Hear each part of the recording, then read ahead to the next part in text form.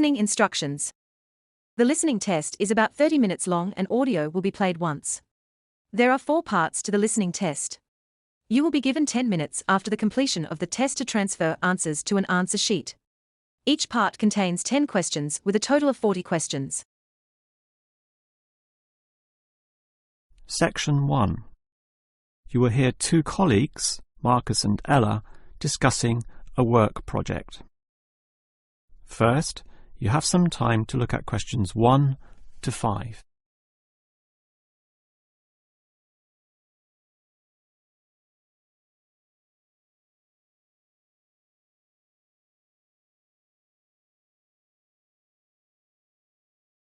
You will see that there is an example that has been done for you. On this occasion only, the conversation relating to this will be played first. OK, Ella, as you know, the deadline for this project is the end of the month, so we'd better plan it well. Yes, I've already been thinking along those lines, and I've decided we should divide this project into 3 phases. The pre-phase, then phase 1, and then phase 2, with strict deadlines involved for each one. The woman uses the term pre-phase, so pre-phase has been written in the space. Now we shall begin. You should answer the questions as you listen, because you will not hear the recording a second time. Now listen carefully and answer questions 1 to 5. OK, Ella, as you know, the deadline for this project is the end of the month, so we'd better plan it well. Yes, I've already been thinking along those lines, and I've decided we should divide this project into 3 phases. The pre-phase, then phase 1, and then phase 2, with strict deadlines involved for each one. Given that we have to finish this quickly, that sounds good. Tell me more. The pre-phase is the simplest. We just need to allocate a space or a place to do our planning, and this space will need to be quite big. Sure, and we have to decide on the equipment needed as well. Remember the last project when we didn't have enough projectors to present our ideas? We lost lots of time there.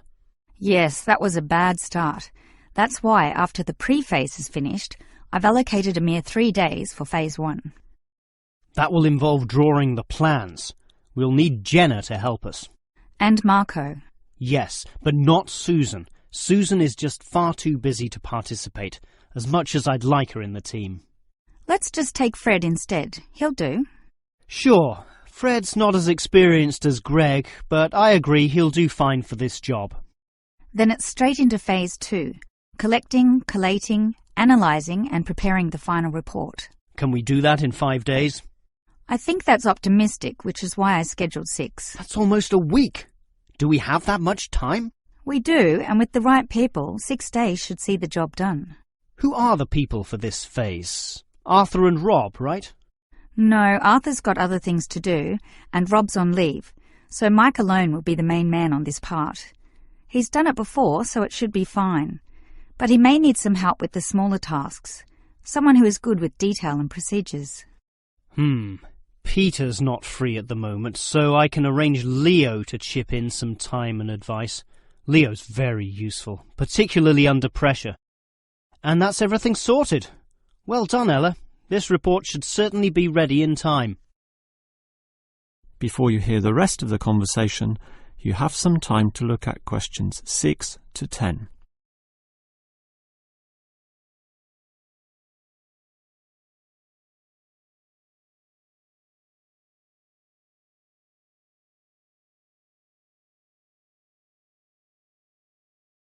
Now listen and answer questions 6 to 10. OK, Ella, you've done a good job with the basic time frame of this project, but what about specifics? What sort of specifics? Well, things like information gathering. Are we going to use questionnaires like we did last time? I was thinking of using the internet to ask people to give their views, but you often get such silly responses when you do that. I'm of the view that the best way to find out things is to ask people directly, so that's what we'll do. OK, but that will take longer. We'll probably even have to do some of the work at home. No, I don't think so, as long as we stay back at work for some after-hours meetings. Well, that's better than coming in early. No one functions well in the morning. Also, the final report will need at least 2 appendices.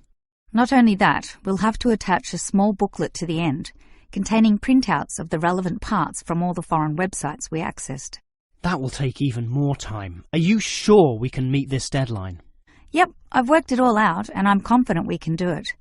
Phase 1 should be finished by the 5th, leaving Phase 2 to begin about the 8th or 9th.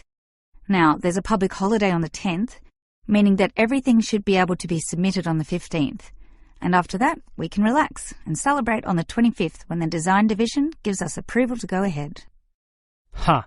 You're assuming that the design division will approve this, and that's not guaranteed at all. Oh, come on, Marcus, be positive. You know this should be approved. In fact, I'm even planning the celebration when this is all over. Oh yeah? What's on the agenda then? Well, we definitely don't want to party in the office, do we? We'll want to get away from this place, and we're all too busy with our own lives and families to find a mutual time free for a dinner party. So I thought we'd just buy some nice expensive gifts for everyone who participated.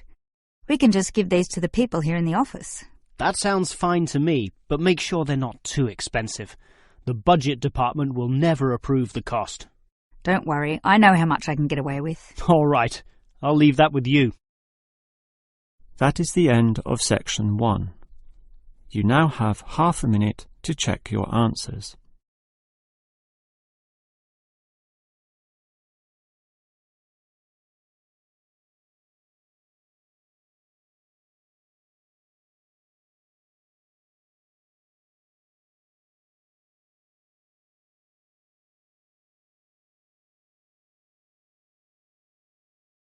Now turn to section 2. Section 2.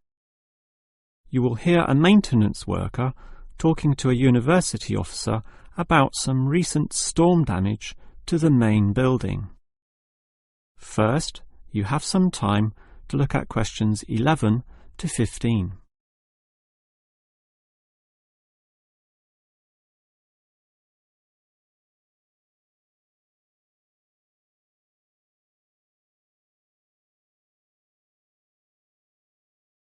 Now listen carefully and answer questions 11 to 15.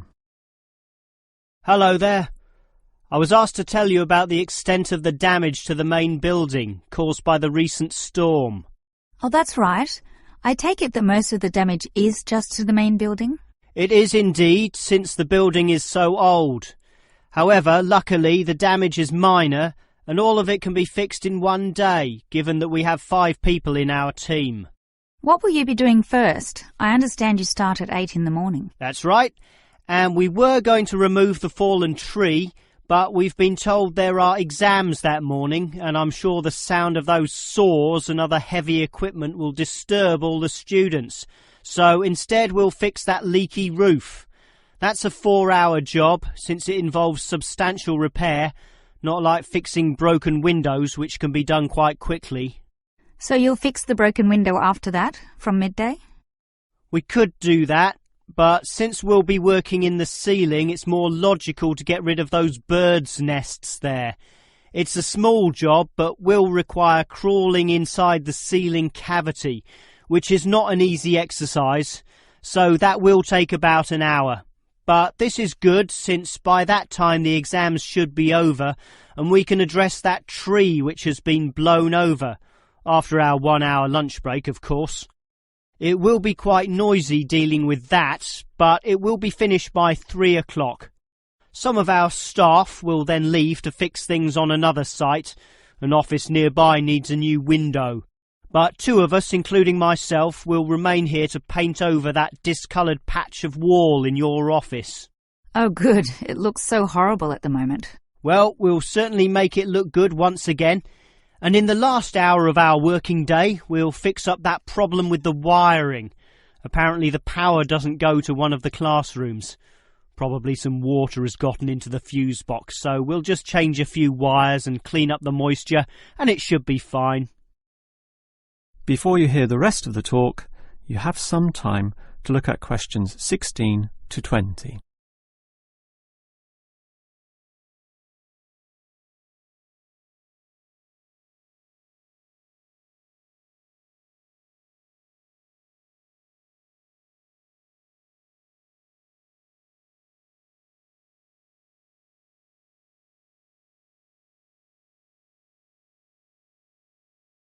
Now listen and answer questions 16 to 20. I certainly appreciate all the effort you and your team are taking to fix things here, but I do have one request. And what is that? You said you're going to paint the back wall in my office. Will it be the same colour as before? Yes, we'll make it a nice white colour. Well, that's the point. I'd prefer it to be yellow to match the furniture. The furniture is orange, actually, but I think yellow is a nice match. Can you do that? We can certainly do that. Yellow it is. Certainly a prettier colour than just plain white, or the blue in my kitchen at home for that matter. And we can leave the paint can with you in case you need to do some touch-ups or if the stain reappears. I'll just leave it in the garden shed, the one next to the main classroom. And incidentally, about those birds in the ceiling, I was just investigating and I heard the chirping of little baby birds in there, so there must be some young ones in a nest. I just thought you'd like to know that we can give them to a wildlife reserve. There's one in the next suburb, so that should not be too much trouble. Or you could give them to one of our teachers. I have a colleague who can raise them. I would say the wildlife reserve is a better option, since the people there are used to dealing with animals. And as for that fallen tree, we'll cut it up into small pieces, and that can be firewood in my house, so that won't be wasted either, although the smoke will cause some pollution. But I have a special licence for my fireplace, so no one can object to that. I've noticed also that the university has a garden bin for the smaller items, leaves and sticks and bark and so on, so we can dispose of material in that also. You do have some waste piles out the back, but a proper garden bin means that the material will be recycled, and that's better for the environment, so you can rest assured we will use that. That is the end of section 2. You now have half a minute to check your answers.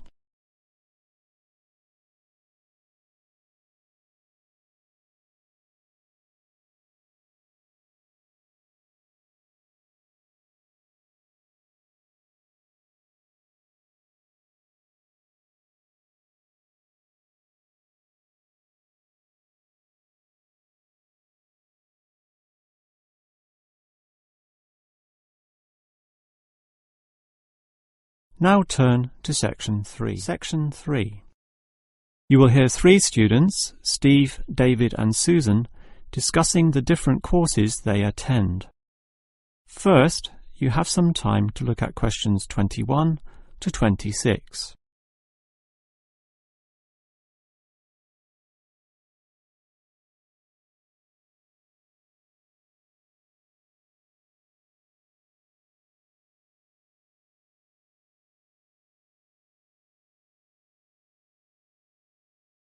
Now listen carefully and answer questions 21 to 26.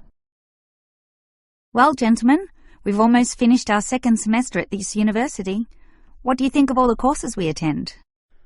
On the whole, I'd say they're quite good, apart from social history, which I find to be a little too inexact. Yes, the lecturer's style is also very, very dull. I certainly agree with you there, although I would say that the textbook is more interesting. Welfare State. The subtitle says, An Examination of Social Development in the 20th Century. Yes, Welfare State is a good book, but look how many pages it has. 458! I agree. It's just too long to be easily read. Far too long, although it's certainly well written in parts. Yes, and if you compare it to the textbook for cultural studies, what's it called? Inner Views, I think. No, that's the book for media studies, and we finished that subject last semester. The book you're thinking of is In Perspective. Oh, sorry, you're right. In Perspective. And the subtitle says, A Comparison of Social Groups. Somewhat interesting, wouldn't you say? Well, mildly so, as is the subject, dealing as it does with such a wide variety of issues. But the book itself certainly oversimplifies a very complex subject. I agree. I also got annoyed at its constant oversimplification. Life is more complicated than what it suggests. Yes, but what you call oversimplifying may well be considered clarifying. Look at this other textbook, Government in Action. Some may say that it also oversimplifies, But it must do so in order to present a coherent picture of an equally complex subject. Government in action. Which subjects? It's the textbook for political theory. Oh, I hate politics. That's why I don't like the active leadership subject either. And most of the stuff in that political theory textbook is based on the American system. You see, it's written by Americans, so it's not even relevant to us here. I'd agree with you there. It's not relevant to us at all, since our government uses the Westminster system. Yes, I suppose that is a problem. Before you hear the rest of the conversation, you have some time to look at questions 27 to 30.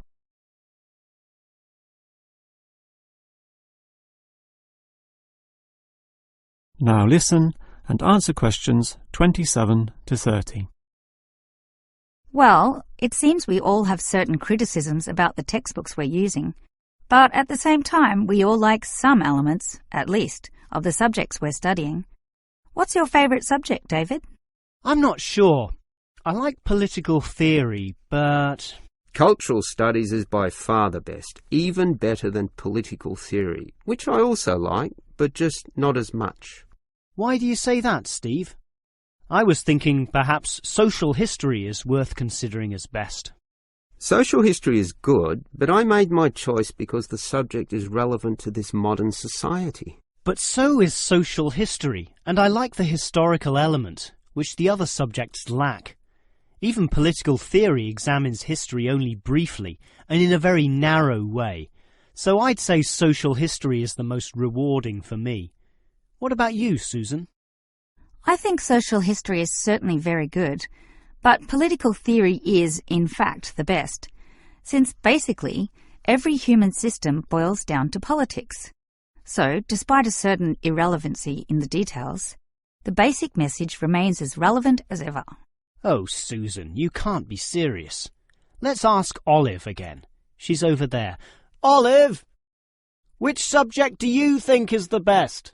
Ah, a difficult question. I'm very interested in culture, so cultural studies is certainly my cup of tea. But I'm politically active also, and hope to pursue this as a career. So political theory would be the one I'd pick. I don't believe it. Even with that irrelevant textbook? Don't listen to him, Olive. You have a right to your own opinion. That is the end of section 3. You now have half a minute to check your answers.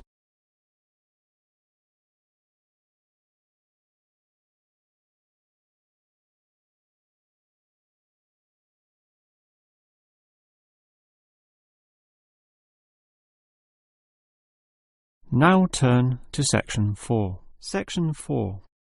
You will hear a lecturer talking about the movement of population towards cities. First, you have some time to look at questions 31 and 32.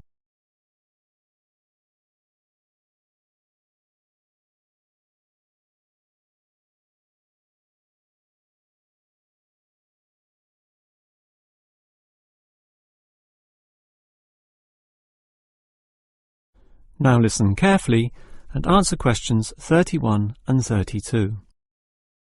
If you consider the farms of old, the type your father or grandfather grew up on, they were small and labour-intensive, requiring lots of workers. In addition, they often had a diversity of products, be that animal or vegetable, say cows and sheep, or oranges and lemons, with some peaches and a few chickens on the side for the production of eggs. The many workers involved raised their families who needed products and support services, such as medical clinics and schools, so the small country towns had mercantile activity, storefronts and community participation with all ages present and a distinct town culture. And how it has changed. Travel to any small country town in virtually any developed country, and you will often see that these places are now somewhat forlorn and deserted, lacking life and vigour. Many of the residents have long since moved towards the big cities, so the country areas have become depopulated and their downtowns empty. This phenomenon is so predictable and widespread that it even has a name, rural flight or rural exodus, and it has produced some fairly predictable problems. Before you hear the next part of the lecture, you have some time to look at questions 33 to 35.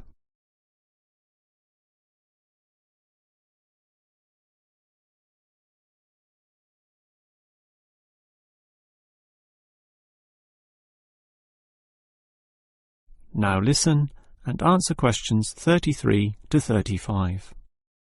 As for the causes of rural exodus, the most obvious is the industrialization of agriculture.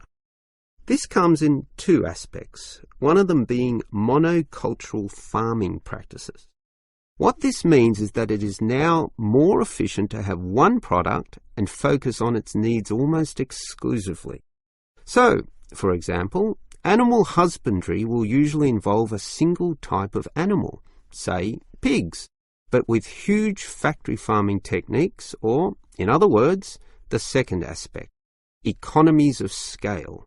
This means instead of 200 pigs, there'll be 2,000, tightly fitted into small pens or cages, with high-density waste disposal and automatic feeding systems. Yet, despite this huge size, it can all be controlled by just a dozen farm workers pushing the right button. You might not like it, but in a competitive market, the cheaper the overheads, the better, and one can't argue with market economics. It's simply the way of the modern world, and it has changed the face of rural districts, mostly for the worst. Before you hear the rest of the lecture, you have some time to look at questions 36 to 40.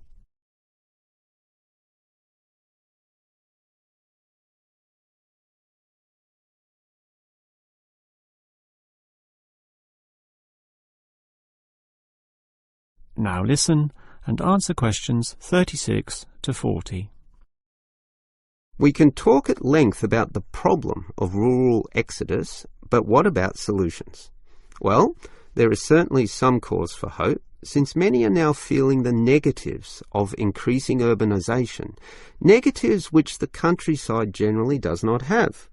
Thus, tourism, for example, is certainly one avenue of revenue and revitalisation.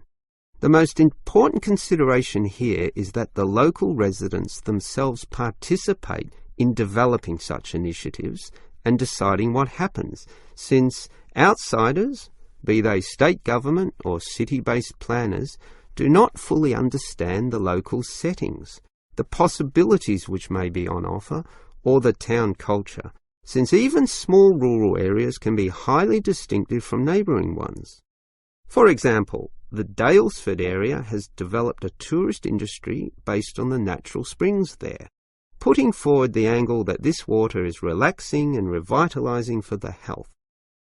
There has been the development of spas, saunas and small-scale accommodation within its picturesque hillsides. And another solution is to utilise the predominant local product.